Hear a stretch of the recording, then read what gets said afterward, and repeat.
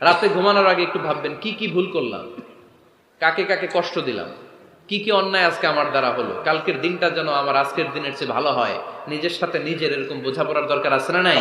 আরে আল্লাহর দেয়া, আল্লাহ রাসূলের দেয়া কোনো আইনের চেয়ে কোনো স্মার্ট আইন পৃথিবীবাসী বানাতে পারে। এজন্য আল্লাহ বললেন, ওয়ামা কানা লিমুমিনিন ওয়ালা মুমিনাতিন ইযা কাদাল্লাহু ওয়া রাসূলুহু আমরান আন ইয়াকুনা লাহুমুল খিয়ারাতু মিন আমরিহিম। আল্লাহ আল্লাহর রাসূলের বিধান যখন জানা হয়ে যায়, কোনো মুমিন বান্দা বান্দি তাদের আর নিজেদের পক্ষ থেকে কোনো অপশন থাকে না, কোনো চয়েস নাই। আমার আল্লাহ বলেছে 5 ওয়াক্ত নামাজ জামাতের সাথে পড়ো, এর উপরে আমাদের কোনো কথা আছে নাকি? আল্লাহ নারীদেরকে বললেন হিজাব পরে রাস্তায় বের হও, এর উপরে কোনো কথা আছে নাকি? আল্লাহ বললেন সমাজের ফিনান্সিয়াল ট্রানজাকশন গুলো ব্যবসার মাধ্যমে হবে, কোনো সুদের কারবার চলবে না, এর উপরে মুমিনদের কোনো কথা আছে নাকি? আল্লাহ রাসূল যেটা বলেছে ওইটাই ফাইনাল, ওইটাই সবচেয়ে শ্রেষ্ঠ। খেয়াল রাখবেন, এর চেয়ে বেশি শ্রেষ্ঠ হতে পারে। এক সাহাবী বললেন আমি সারা রাত তাহাজ্জুদ পড়ব, ঘুমাবো না। এক সাহাবী বলল আমি আর স্ত্রীদের কাছে যাব না। আরেক সাহাবী বলল সারা বছর আমি রোজা রাখবো, আমি কোনোদিন রোজা ভাঙবো না। আল্লাহ রাসূল সাল্লাল্লাহু আলাইহি ওয়াসাল্লাম রেগে গেলেন। ইসলাম কতটা ভারসাম্যপূর্ণ জীবন ব্যবস্থা।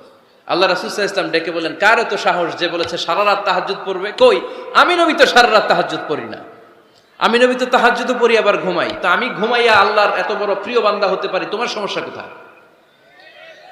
আমি নবী হয়ে 11 জন স্ত্রীর সাথে মেলামেশা করতে পারি, তোমার মিশতে সমস্যা কোথায়?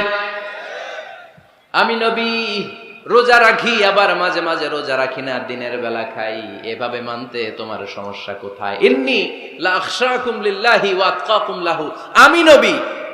আমি নবী সবার চাইতে বেশি আল্লাহরে চিনি, আমার নবীর চাইতে আল্লাহরে বেশি কেউ চিনে? আরে নবী তো আমাদেরকে আল্লাহকে চিনিয়ে দিয়েছে, চিল্লায় বলেন ঠিক কি না?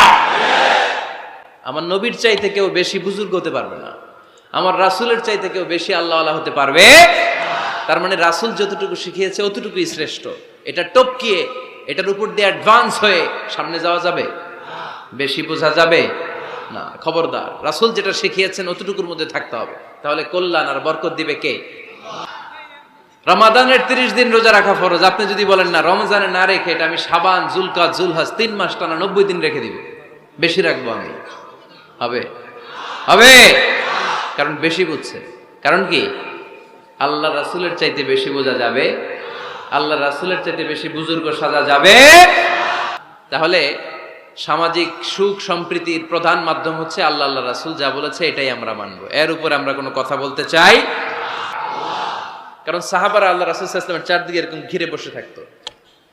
এজন্য সাহাবাদেরকে উদ্দেশ্য করে আল্লাহ বললেন, আমার নবীর গলার সাউন্ড যতটুকু তোমাদের সাউন্ড থাকবে অতটুকু বা অতটুকুর চেয়ে কম, এর চেয়ে বড় হওয়া যাবে তাহলে বেয়াদবি হয়ে যাবে। তাহলে কি হয়ে যাবে? বনু তামিম গোত্রের নেতা কে হবে? আল্লাহর হাবিব সাল্লাল্লাহু আলাইহি ওয়াসাল্লাম পরামর্শ করছিলেন। আবু বকর রাদিয়াল্লাহু তাআলা আনহু বললেন, আমার মনে হয় এই লোকটা হইলে ভালো হয়। ওমরে ফারুক বলে না, উনি না, আমার মতে এই লোকটা হইলে ভালো। সাইয়েদনা আবু বকর বললেন, আরে না ওমর, তুমি বুঝো নাই, আমি যার কথা বলেছি সে হলে সবচেয়ে ভালো, তার মধ্যে নেতৃত্বের গুণ আছে। সাইয়েদনা ওমরে ফারুক বলেন, না আপনি বুঝেন নাই, আপনার চেয়ে আমি ভালো বুঝছি, আমি যারে বলেছি সেই হবে নেতা। তর্ক আছে না নাই? এই তর্ক, কথার নাম কথা, কথার পিঠে কথা করতে করতে করতে করতে ওনাদের মধ্যে একটু ঝগড়ার একটা ভাব। বিশ্বনবী বসা, এই ঝগড়া করতে করতে সাউন্ড বড় হয়ে গেছে, এই উনি হবে, উনি বলে না উনি হবে। বিশ্বনবীর কণ্ঠের চাইতে কণ্ঠ উঁচু হয়ে গেল, আরশের উপর থেকে একটা ধমক দিলেন কে?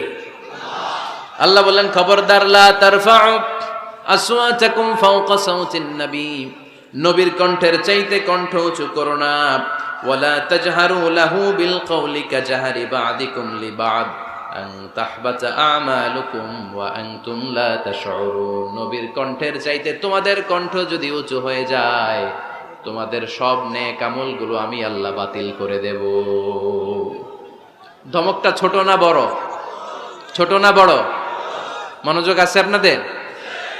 যদি নবীর কণ্ঠের চাইতে তোমাদের কণ্ঠ বড় হয়, জীবনে যত ইবাদত করছো সব বাতিল।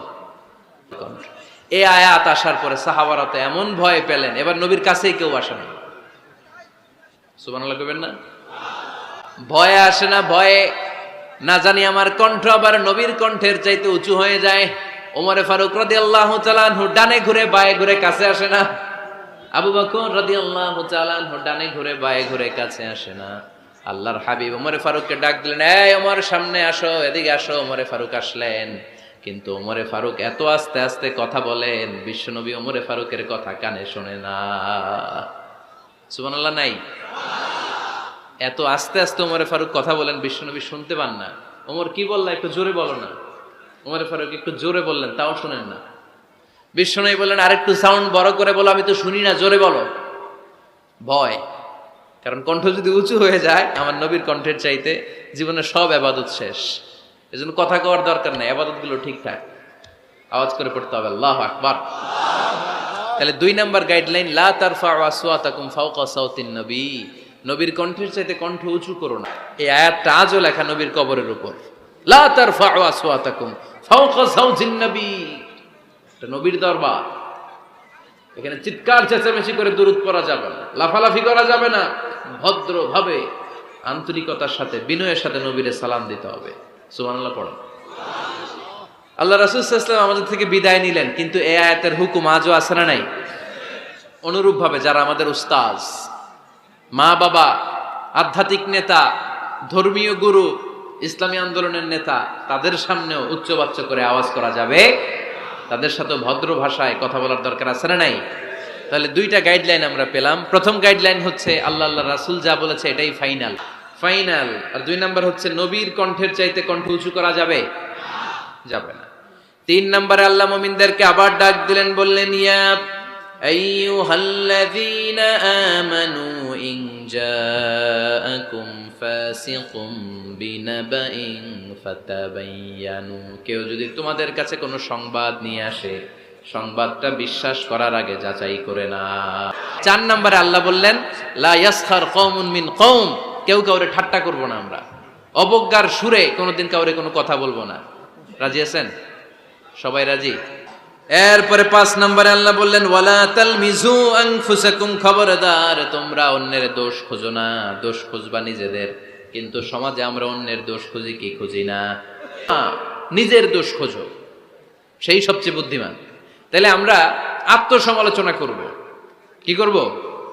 খেয়াল রাখবেন, সবচেয়ে খারাপ হচ্ছে সমালোচনা। সবচেয়ে খারাপ কি? তারপর কিছুটা ভালো যেটা, সেটা হচ্ছে আলোচনা। সেটা কি? আলোচনা। সবচেয়ে ভালো হচ্ছে আত্মসমালোচনা। সবচেয়ে ভালো কি? তাহলে 3টা বললাম। এক হচ্ছে সমালোচনা, আমরা করব না, আমরা করব আলোচনা, আর সবচেয়ে বেশি করব আত্মসমালোচনা, সেলফ ক্রিটিসিজম। রাতে ঘুমানোর আগে একটু ভাববেন, কি কি ভুল করলাম, কাকে কাকে কষ্ট দিলাম, কি কি অন্যায় আজকে আমার দ্বারা হলো, কালকের দিনটা যেন আমার আজকের দিনের চেয়ে ভালো হয়। নিজের সাথে নিজের এরকম বোঝাপড়ার দরকার আছে না নাই? অন্যের দোষ যেন না খুঁজি। এরপরে রব্বুল আলামিন বললেন, ওয়ালা তানাবাজু বিল আলকাব, খবরদার খবরদার কাউরে মন্দ নামে ডেকো না। প্রত্যেককে যে নামে ডাকলে সে খুশি হয় তাকে ওই নামে ডাকো, কোনো মন্দ নামে কখনো কাউরে ডাকা যাবে না। এরপরে আল্লাহ 8 নম্বরে বললেন, ইয়া আইয়ুহাল্লাযীনা আমানু জতানিবু কাসীরাম মিনাল-যান ইন্না বা'দায-যান্নি, খবরদার আন্দাজ অনুমান করে কথা বলো না। ইজতানিবু কাসীরাম মিনাজ-যান, অতিরিক্ত আন্দাজ আর অনুমান নির্ভর কথা থেকে বেঁচে থাকো। আদেশটা কার? এজন্য 8 নম্বরে বললেন আন্দাজে কথা বলো না। 9 নম্বরে আল্লাহ বললেন, ওয়ালা তাজাসসু, গোয়েন্দাগিরি করো না। গোয়েন্দাগিরি আছে না নাই? সামাজিক ভারসাম্য শৃঙ্খলার জন্য গভর্নমেন্টের যে গোয়েন্দা, ওইটা না, ওইটা ঠিক আছে। মদিনায় ছিল ওমরে ফারুকের গোয়েন্দা, আল্লাহ রাসূলের গোয়েন্দা। আমরা নিজেরা ব্যক্তিগত দায়িত্বে যে গোয়েন্দাগিরিটা করি, কারো জানলার ফাঁকা খোলা থাকলে চোখ দিয়ে যে উকিটা মারি, ওইটা নিষেধ। ওয়ালা তাজাসসু, গোয়েন্দাগিরি করো না। সব শেষে আল্লাহ বললেন, ওয়ালা ইয়াগতাব বা'দুকুম বা'দা আইয়ুহিব্বু আহাদুকুম আন ইয়াকুলা লাহমা আখিহি মাইতান ফাকারিহতুমু, খবরদার খবরদার একে অপরের গীবত করো না। গীবত আছে? এটা একটা মহামারী। গীবত হচ্ছে মহামারী, বাংলাদেশের জাতীয় রোগ। আমি নাম দিয়েছি বাংলাদেশের জাতীয় শারীরিক রোগের নাম হচ্ছে ডায়াবেটিস, ঠিক কি না? আর এই মানসিক সবচেয়ে বড় রোগ বাংলাদেশের হচ্ছে গীবাত। এটা হুজুর থেকে আরম্ভ করে আলেম থেকে শুরু করে, সাধারণ মানুষ থেকে শুরু করে, নেতা নেত্রী থেকে শুরু করে 17 কোটি মানুষ খুব মজা পায়, রসগোল্লার চেয়ে মজা। আহা, আপনার ইবাদত গুলো দিয়ে দিচ্ছেন সব আরেকজনকে। যার ব্যাপারে আপনি গীবত করতেছেন, আপনার হজ কষ্ট করে মিনায় ধাক্কাধাক্কি করে যে হজটা করছেন, ধাক্কাধাক্কি করে হাজরা আসওয়াদের চুমুটা দিয়েছেন, আরাফাতের ময়দানে চোখের পানি ছেড়ে যে কান্নাটা করেছেন, এই সব সবগুলো আপনি তার আমলনামায় তুলে দিয়েছেন। তার ব্যাপারে গীবত করে, চগলখুরি করে, তার কথা আরেকজনের কাছে লাগিয়ে, ওর কথা আরেকজনের কাছে লাগিয়ে, এই যে সমাজে গিরিঙ্গি লাগালেন আপনি, এই যে সামাজিক ভারসাম্য রক্ষা করলেন, আপনার সব ইবাদতগুলো আল্লাহ ভাগ করে ওদের আমলনামায় তুলে দিয়েছে।